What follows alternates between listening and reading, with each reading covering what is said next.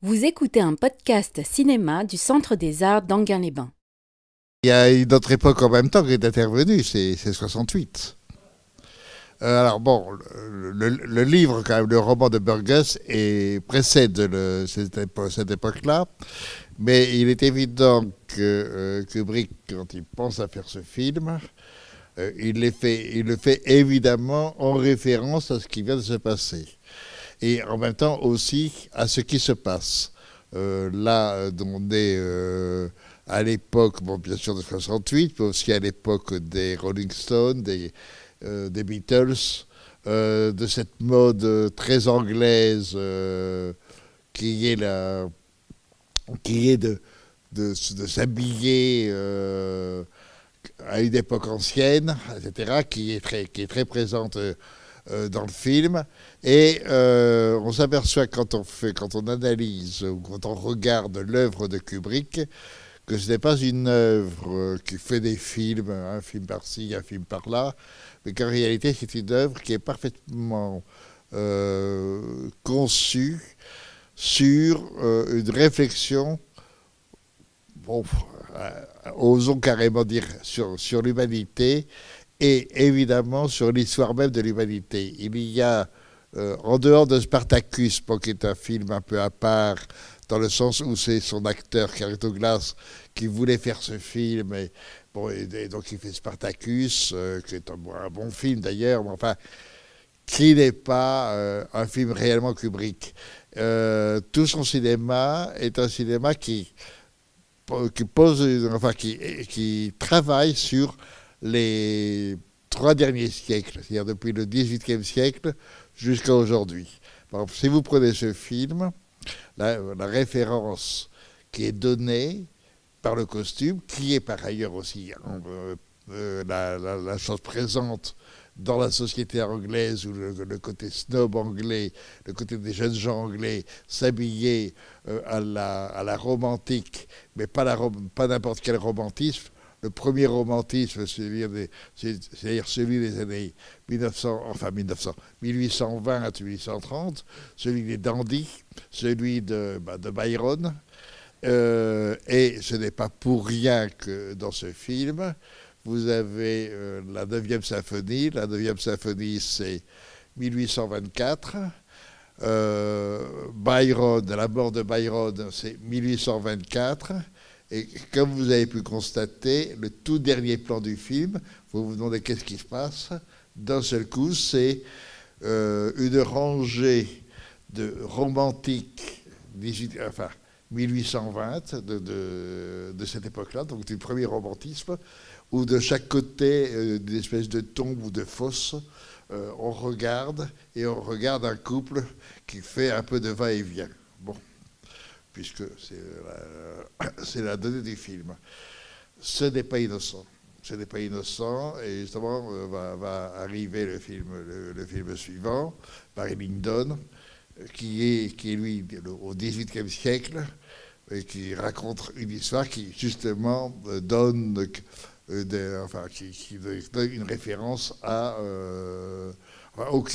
qui donne pas une référence puisqu'il est fait après, qui continue, si on veut, une idée qui est dans Orange Mécanique, mais qui est déjà aussi dans 2000 ans d'espace. Dans 2000 ans d'espace, certes, vous n'avez pas le XVIIIe siècle, vous l'avez dans un film précédent encore, dans Le Sentier de la Gloire. Dans Le Sentier de la Gloire, vous l'avez parce que le quartier général des généraux, alors que les soldats sont dans les tranchées, le quartier général des généraux sont dans un château du XVIIIe siècle, et dans une espèce de salon où il y a des tableaux à la Fragonard, à la Watteau, etc. C'est-à-dire que le XVIIIe siècle reste une référence extrêmement précise chez Kubrick, et on la retrouvera même dans son dernier film avec l'espèce de bal vénitien qui est dans le dernier film. Enfin bon, ce qui est intéressant chez lui, c'est justement de faire une sorte de démonstration dans ce film-ci qu'il y a une époque qui a été celle du romantisme, et que ce romantisme a abouti à une société qui devient la société d'aujourd'hui et qui est une société qui finalement, au nom de la liberté, de l'amour, etc., finalement réduit cette liberté, réduit surtout cette idée de l'amour romantique à quelque chose de purement physique et quelque chose qui n'est que de la violence et que du désir immédiat. D'où l'importance de l'idée du sexe, et en particulier du sexe masculin dans le film, puisque c'est un film sur la violence, et évidemment porté sur la violence masculine. Ce n'est pas pour rien que le meurtre de la dame sera fait avec un énorme phallus, qui est une grande œuvre d'art moderne. Bon. Et que dès le départ, avec leur nez, vous avez cette idée du phallus, et cette idée du phallus qui est présente dans tout le film, et qui est justement le signe de la violence, mais qui est aussi le signe du besoin même de la vie. La vie passe par cette violence sexuelle. Et tout le film va être fait justement sur comment empêcher cette violence, comment empêcher finalement le sexe, en retournant les choses, en faisant que tout ce qui est de l'ordre des pulsions devient quelque chose de terrible à supporter, et donc la violence est retournée. Donc tout le film est travaillé sur une donne, la jeunesse, une jeunesse qui se croit libre et qui veut se donner la joie de faire ce qu'elle veut. Et là, il y a tout le côté 68 qui est présent, cette idée-là. Et puis ensuite, le retournement avec la punition, avec l'élimination par la science, comment arrêter la violence, mais simplement en empêchant ce qui est le propre même de la vie, c'est-à-dire justement cette violence fertile et cette violence qui est celle de la sexualité, donc celle qui donne la vie, et à la fin, tout ça étant récupéré par une société qui maintenant va établir ses lois, et des lois qui empêchent au fond la liberté, qui empêche, qui était, comme on le dit à un moment, totalitaire. On arrive à une sorte de démonstration à la fin du film que ce mouvement révolutionnaire de 68 porte quand même quelques petits dangers, et que récupérer d'une certaine façon, ça peut être dangereux. C'est pour ça que ce dernier plan ne s'explique absolument pas si on ne comprend pas que c'est une réflexion sur 2 siècles d'histoire et où risque d'aller la société. Donc c'est pour ça que ce plan où vous avez tous ces gens habillés en 1820, à l'époque romantique, et qui regardent,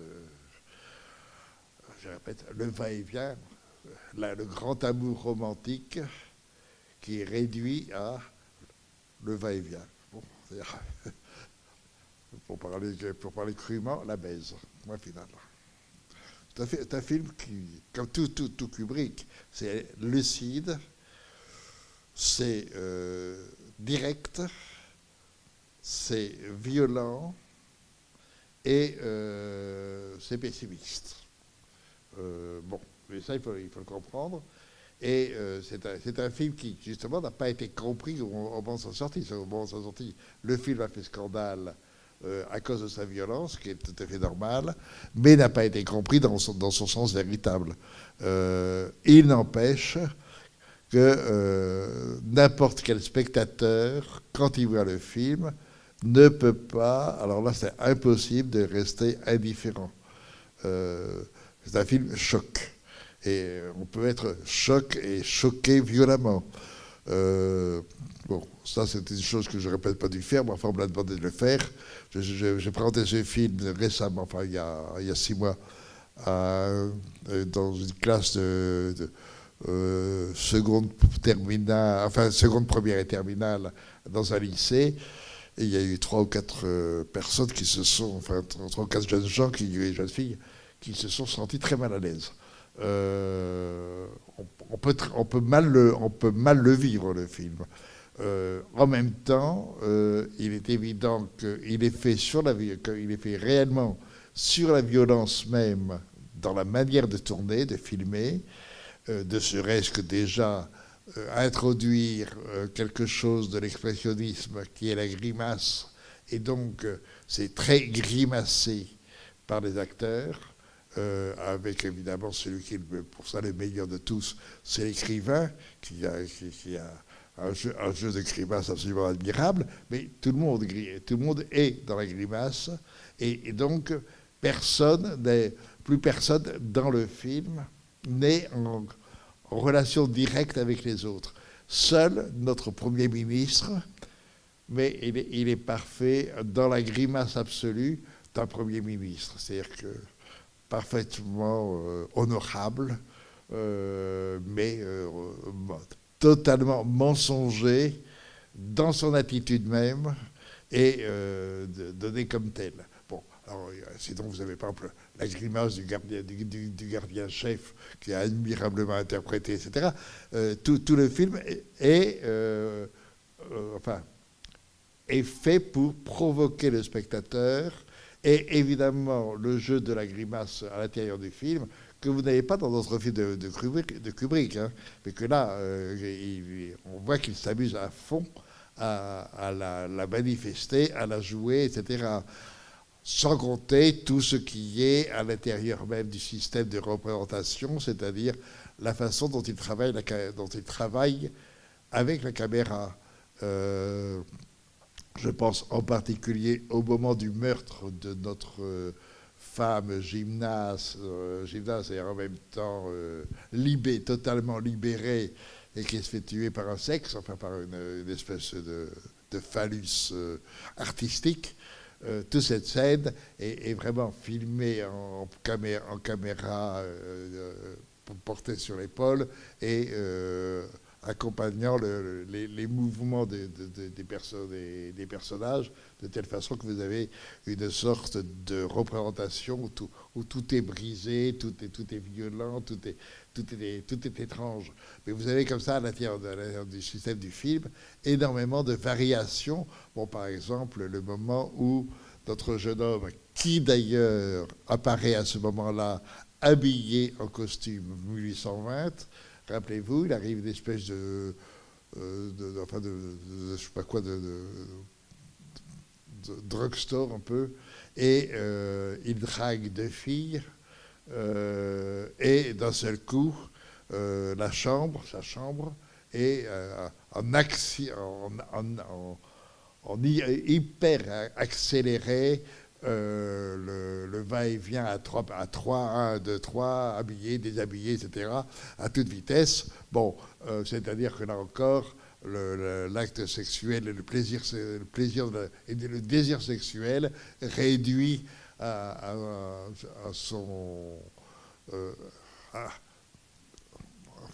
sa facture, et absolument pas à son ni au plaisir, enfin, surtout pas au plaisir, mais au désir. Enfin, il y a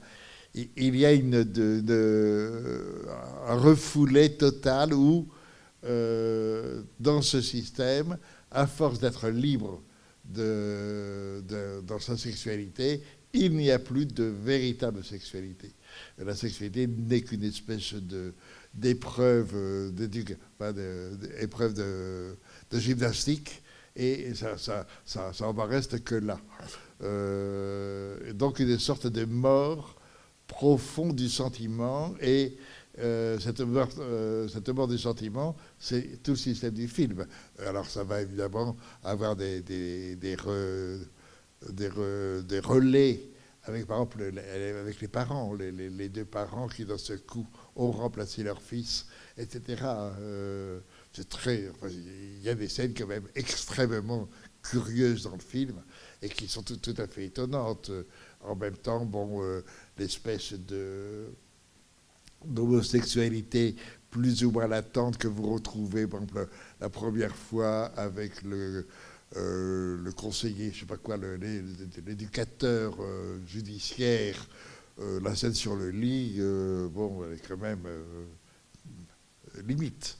On la suggère, en même temps, on ne la voit pas. Mais vous avez quand même des scènes au moment dans la prison où ouvertement c'est avoué. En même temps, ce n'est pas notre personnage, mais bon, il y a une sorte de démonstration comme quoi tout ce qui joue les rapports humains sont détraqués, tout simplement. Ils sont devenus artificiels, ils sont faux et ils n'ont plus de consistance. Résultat, les individus sont totalement perdus à l'intérieur même du système d'une société qui n'a plus, qui accepte un désordre et en même temps veut rétablir l'ordre, et ce n'est pas possible. D'où la fin du film. La fin du film, quand même, cette espèce d'achat par le Premier ministre de ce voyou, qui, entre parenthèses, reste voyou jusqu'au bout. Parce que comment dirais-je, sa conversion à la repentance est totalement fausse. Enfin, à chaque fois, il calcule et il veut sortir, il veut continuer finalement sa vie, et donc à la fin, il aura gagné. Moi, j'adore ce moment où il est devenu comme une espèce de bébé qui est nourri par sa maman avec la bouche ouverte, qui ouvre la bouche pour qu'on lui mette la béquille. C'est une espèce de retournement comme ça qui est quand même très ambigu là aussi. On peut dire qu'à la fin, si on veut vraiment voir les choses, on peut dire qu'à la fin, dans cette séquence-là, à l'hôpital, donc il se fait nourrir, qu'il y a une sorte que l'inversion qui quand même travaille tout le film a abouti à ce que le masculin, pour continuer à être masculin, se fait totalement féminin. Et en particulier avec cette bouche ouverte qu'on remplit, etc., ça devient très étrange. Regardez le film dans son étrangeté, comment le personnage d'Alex doit passer par tous les états pour essayer de résister et de continuer à être. Alors que tous les autres sont finalement, en particulier ses anciens copains, deviennent policiers, enfin, tous rentrent dans le rang. Lui, à la fin, il sait que cette société est trompeuse, cette société est truquée, et il a compris que la seule façon de pouvoir être Alex et continuer à être Alex, c'est de rentrer dans cette société, mais du côté des forts, et être maintenant celui qui va être dans la violence rentrée, la violence tout à fait et bien éduquée. C'est ce qui est en même temps aussi très anglais. Ne pas oublier que le film de Kubrick a quitté l'Amérique avec Falabour. Donc il y a Docteur Falabour, après il y a 2001 de l'espace, ça il tourne en Angleterre, et là maintenant il n'est pas devenu anglais. Il reste américain, mais il vivra en Angleterre. Tous ses films seront tournés en Angleterre, et la plupart de ses films se passent en Angleterre. Ou quand ils se passent aux États-Unis, c'est très anglais quand même. C'est-à-dire qu'il a totalement répudié l'Amérique à ce moment-là. Et ça se sent très fort. Enfin, je veux dire qu'il en fait vraiment un film anglais. Et même, je faisais la réflexion à l'instant, en revoyant quand la mère et le père viennent le revoir à l'hôpital, elle est vraiment habillée comme seule une Anglaise peut s'habiller, quoi. C'est en rouge avec cette espèce de casquette, etc. Enfin bon, c'est pas parisien. Mais moi, j'adore des films comme ça qui sont d'une espèce d'intelligence, d'intensité et en même temps d'une invention, au point de vue je dirais grammatical, dans le sens des plans. Les plans. Bon, commencez déjà le premier plan comme il l'a fait, c'est-à-dire le regard par en dessous avec un œil féminin et un œil masculin, c'est-à-dire un œil avec des cils et l'autre œil et qui regarde par en dessous et qui nous regarde nous par en dessous, et la caméra qui recule, qui découvre les trois autres drunks, enfin copains. Ensuite, on s'aperçoit qu'ils sont sur des tables où les femmes, enfin qui représentent des femmes totalement nues, qui offrent des verres, etc. Enfin, là, les boissons, tout ça recule pour arriver ensuite au mendiant, bon, à la scène du mendiant. D'emblée, il fait une représentation où de toute façon le spectateur est constamment pas pris à témoin. Il est dans le coup, le spectateur, mais il est dans le coup, je dirais, dans le sens où il reçoit les coups. Et avec une certaine satisfaction, car il y a une telle invention de ce point de vue-là, point de vue formel dans le film, et je ne pense pas que vous ayez pu vous ennuyer une seconde dans le film. Le film est mené tambour battant, c'est admirablement construit, et en plus, les dialogues, évidemment, ça, il reprend ça à Burgess, cette espèce de réinvention d'une langue fantastique, extraordinaire, mais qui est en même temps dans l'air du temps. C'est-à-dire que c'est vrai que les jeunes, déjà à l'époque, ça avait commencé en particulier chez les Anglais, toute cette espèce de réinvention du langage, et là, c'est utilisé de façon admirable, et là aussi pour choquer le spectateur. Et le spectateur, en fin de compte, il fait très bien. Il ne comprend pas les mots, mais il comprend à peu près le sens que ça veut dire. Et quand on regarde bien le film, on s'aperçoit que c'est vraiment tourbillonnant. C'est-à-dire qu'on ne vous laisse absolument pas le temps de vous reposer. Il y a une tension qui est en même temps aussi donnée, je répète, non seulement par la grimace, mais aussi par l'extrême tension que les acteurs mettent dans leur personnage. Même quand vous prenez, par exemple, la scène qui est très belle, la scène du retour dans la famille avec papa, maman et le nouveau fils, alors, là encore, ambiguïté totale, que fait ce fils, enfin, ce faux fils à l'intérieur. On a l'impression qu'il séduit la maman, que tout ça devant le papa, enfin tout ça, vous pouvez y mettre tout ce que vous voulez et tout ce qui vous passe par la tête. Et le vrai fils qui est chassé, enfin, et vous voyez bien, alors cette scène-là semble très douce. Alors, en fait, elle est d'une totale violence, et ce film qui travaille sur l'idée même de violence, qui pense à la violence, qui réfléchit à la violence, et réfléchit très fortement et de façon politique à la violence, en même temps ne peut fonctionner que sur la violence. D'emblée, dès le premier plan, c'est violent. Dès ensuite on quitte l'espèce de bar donc où on boit du lait comme les bébés, mais simplement avec des drogues, bon, et qu'on se drogue comme ça, immédiatement après, on est dehors, vous avez le tunnel, vous avez le vieillard, donc les jeunes prennent le pouvoir, donc il faut tuer le vieillard ou en tous les cas le massacrer, etc.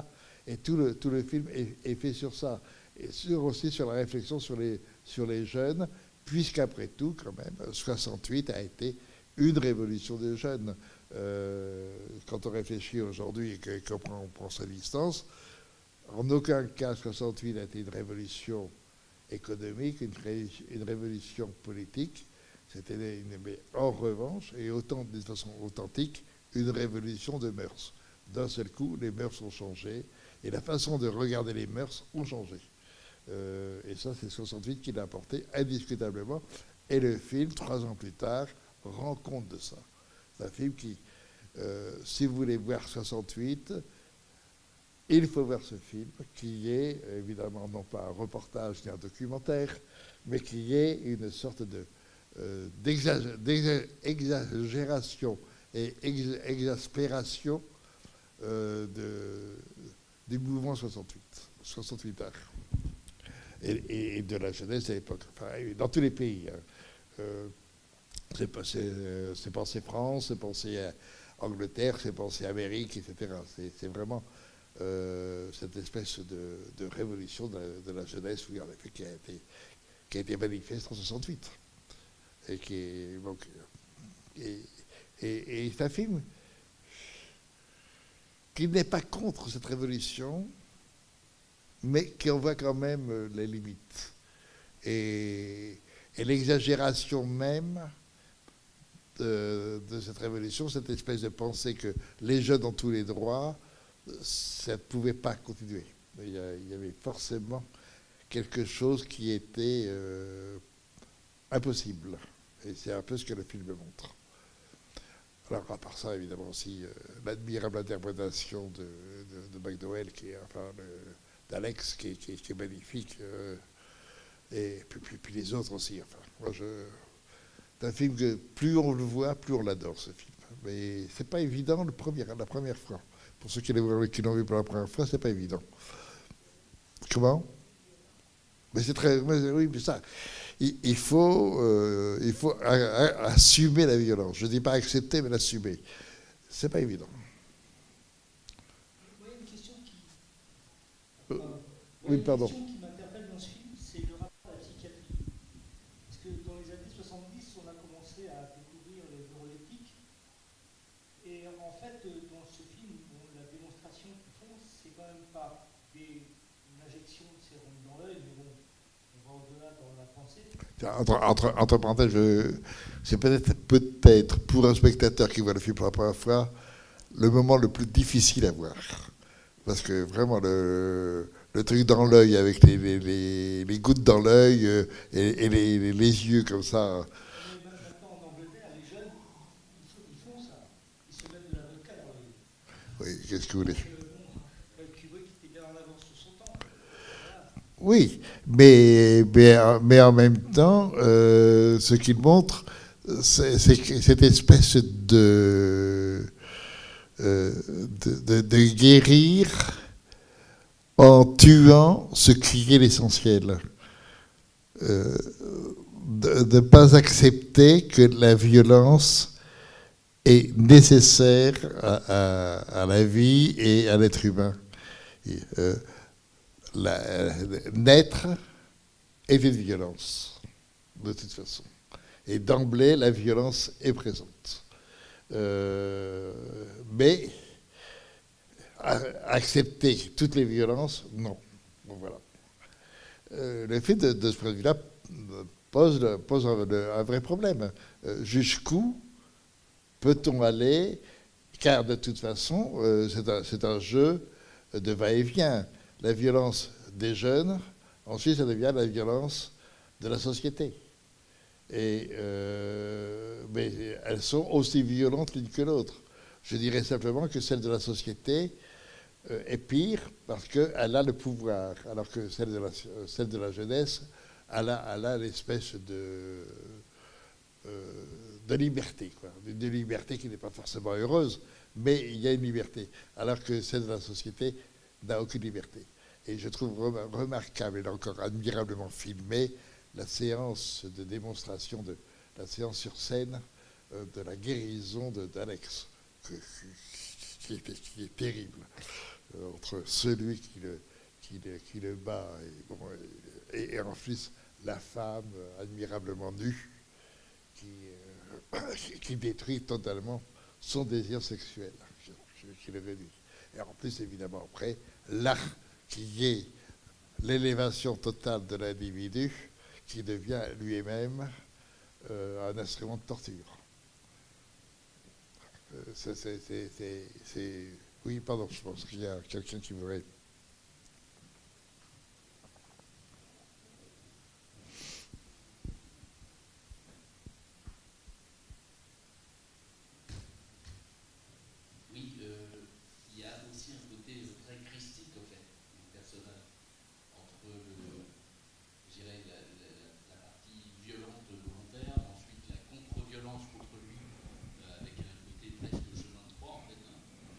Oui.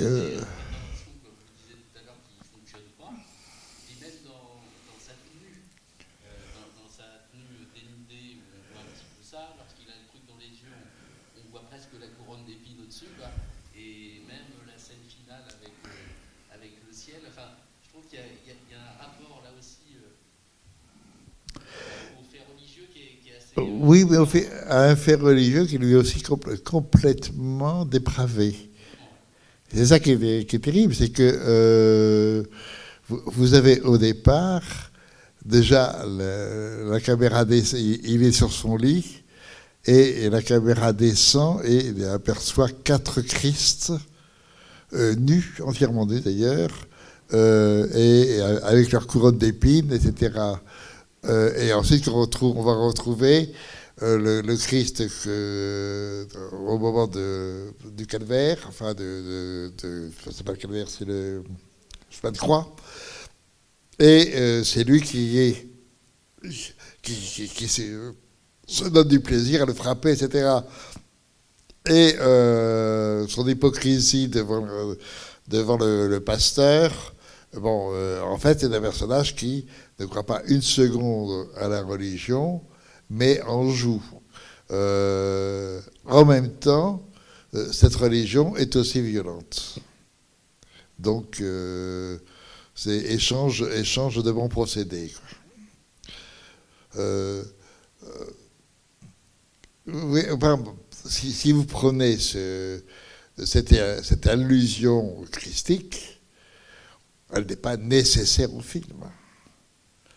Vous supprimez ces quelques plans-là, vous ne touchez absolument pas au film.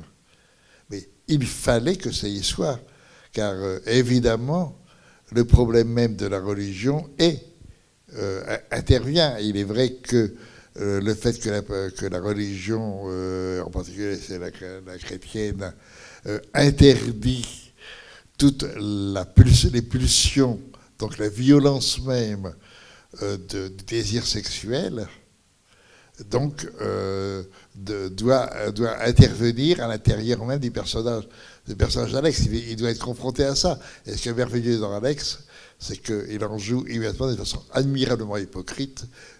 C'est ça que vous voulez, vous allez m'avoir, je vais vous faire un bon petit chantre de curé, etc. Je vais être un bon petit chrétien. Là, c'est pas évangéliste, il est protestant, mais je sais pas dans quel. Ah, il est anglican, il est anglican. Bon, d'accord. Enfin bon. Mais moi, le personnage qui m'amuse toujours le plus dans le film, c'est le gardien. Le chef gardien qui est absolument parfait dans le genre imbécile, dans le genre crapule, et dans le genre finalement on est là pour punir et puis on y prend plaisir car en fin de compte il est aussi violent qu'Alex, sauf que lui c'est pas drôle. En plus il n'y prend même pas de plaisir. Je trouve simplement très beau sa réaction lors de la séance sur la scène d'Alex, lorsqu'il aperçoit la femme nue. Alors là, c'est... Enfin, il a vu une femme nue dans sa vie. Bon. C'est tout. Enfin, il y a plein de détails comme ça qui sont tout à fait remarquables. Mais, je sais pas, il y a... si vous revoyez les films, amusez-vous à regarder vraiment les places de la caméra. La caméra est toujours placée d'une intelligence et toujours, en fin de compte, pour travailler la violence. Les rapports d'espace, c'est au fond la marque même du cinéma de Kubrick. Pas seulement dans ce film, dans tous les films. Les espaces qui sont évidemment les espaces d'abord cinématographiques, les espaces à l'intérieur même d'un cadre, etc. Mais non seulement ces espaces-là sont importants, mais surtout ce qui est travaillé, ce sont les différents espaces, ceux du physique et les espaces mentaux. Et comment les espaces mentaux sont travaillent les espaces physiques et inversement. Et quand on regarde l'œuvre de Kubrick, on s'aperçoit que il fait ce que doit faire un cinéaste, justement travailler l'espace, mais son projet est de montrer comment la vie, l'existence, c'est un conflit permanent entre les différents espaces. Alors évidemment, quand il fait 2000 ans de l'espace, là ça se joue admirablement bien, puisqu'il fait le premier espace, c'est la Terre et des êtres humains proches encore des singes qui y sont, mais c'est l'espace terrestre. Puis ensuite, vous avez un deuxième espace, qui est celui de... On commence à rentrer dans les fusées, et là, on va un peu dans l'espace. Et puis le troisième espace, c'est l'espace-temps. Dans ce coup, on quitte l'espace tridimensionnel pour entrer dans l'espace-temps. Et à la fin, on est retour dans un nouvel espace, je veux dire encore 18e siècle, qui est celui de la chambre, où le personnage de l'astronaute se retrouve dans cette chambre, à l'intérieur même d'un fœtus, et comme un bébé qui va naître. Alors bon, il y a comme ça tout un jeu sur les différents espaces. Mais vous prenez Folle Amour, c'est fait là-dessus. Si vous prenez Barry Lyndon, c'est fait là-dessus. Quel espace? Par exemple, si vous prenez Barry Lyndon, vous avez l'espace de celui qui veut absolument grimper l'échelon social et rentrer dans l'aristocratie. Et puis d'un seul coup, quand vous avez l'andante du trio de Schubert, où vous apercevez que l'aristocratie a un autre espace temporel d'un seul coup. C'est très lent. Ils ont tout pour eux, donc ils n'ont pas besoin de se presser. Alors que d'autres, etc. Et on se rend compte que tout l'écriture et l'art de Kubrick, c'est justement de travailler tous les espaces possibles. Et donc, où est mon espace? Où est l'espace de l'autre, etc. Et ici, dans ce film, c'est ça. Au début, c'est lui qui décide l'espace, et puis peu à peu, on lui prend son espace. Et à la fin, il récupère l'espace, en devenant l'associé du Premier ministre, etc. Donc maintenant, mon espace, ce sera l'espace politique. C'est là où, vous voyez, en définitive, pour voir le cinéma, vous direz c'est la même chose dans les autres arts. Il faut voir l'écriture. Je l'ai déjà dit, je ne fais que le répéter. Et c'est l'écriture qui dit ce que vraiment signifient les choses. Et chez Kubrick, c'est d'abord par la nécessité même du cinéma qui est un art de l'espace, puisque vous êtes obligé de remplir le même cadre pendant 1 heure, 2 heures, 3 heures, le même espace. Comment travailler cet espace-là par d'autres espaces?